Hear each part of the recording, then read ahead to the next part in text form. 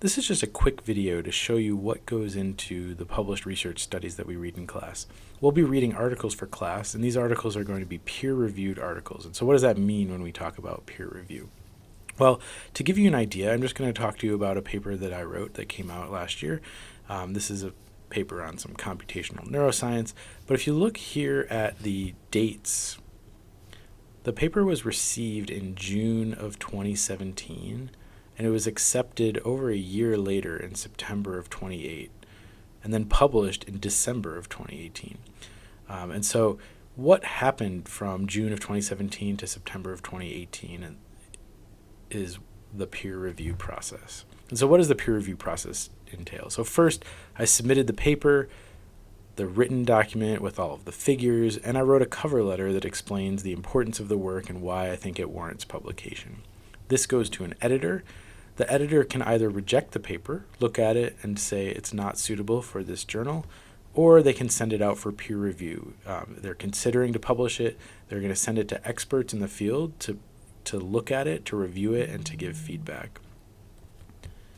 So in my case, this paper was sent out for peer review, and the reviewers take a look at the paper and then provide comments about the validity and strength and quality of the work. The editor then looks at and reviews those comments and can either accept the paper, which rarely happens initially without any revisions, ask for revisions. These can be minor revisions or can be major revisions that require additional data collection, or they can reject the paper based on the feedback from the reviewers. So in my case, which is pretty common, the editor asked me to make revisions before they would accept the paper for publication. So I looked at the reviewer comments and I tried to address all of the comments and suggestions that they made in order to improve the work.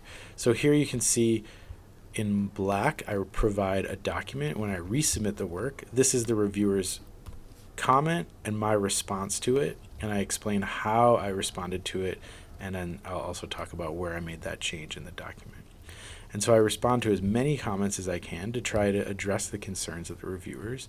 Then I resubmit the paper, and the editor then sends it out to the peer reviewers. Usually they try to send it to the same people who saw the initial version.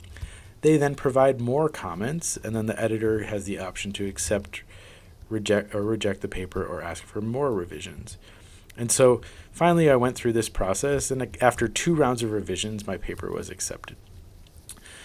Now, peer review is what's been set up in order to try to provide some credibility to work that appears in publications that go through this process. It's been vetted by a panel of experts. Usually at least 2 or 3 reviewers have looked at the work before it appears. Now, there are several problems with peer review. So one is that oftentimes the people doing the review know who the authors are, and reviewers can hide behind their anonymity, and they can make criticisms that might not necessarily be warranted, but they won't necessarily be held accountable for the words that they provided in their reviews. We also see cronyism, so people might, just based on people's relationships or reputations, be more lenient in their reviews of other researchers who might be new to the field. There might be personal grudges, people that have rivalries, and this might come about in negative reviews. And also the peer review process relies on these volunteer contributions of the reviewers.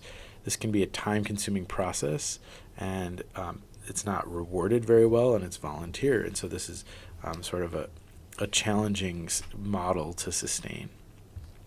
So there's some proposed solutions to this, and one is having double-blind reviews where the authors are made anonymous. So all references to the authors are removed from the submission, and so the person conducting the review doesn't know who the authors are or what institution they're at. So in this way, they're not going to look favorably upon a paper that's submitted from a fancy university compared to a paper that's submitted from a less well-known or prestigious university.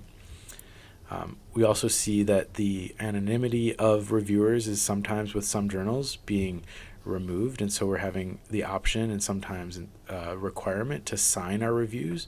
This is new and emerging, but it's gaining popularity, where the people who used to be anonymous, now their name is attached to their reviews, and oftentimes these reviews are made public, and so the reviews are published alongside the paper to show how the the development of the final product came about. And finally, we're looking at an effort in more recent times to conduct replication studies. So these are copycat studies where you take a protocol that was published previously and you try to repeat the study to see if you can recreate the findings. And this is a good scientific practice that will try to validate research findings in similar but contexts. And so it gives more weight to findings that are replicated. So that concludes our quick foray into the peer review process, which we'll be seeing the products of in many of the articles that we read for this class.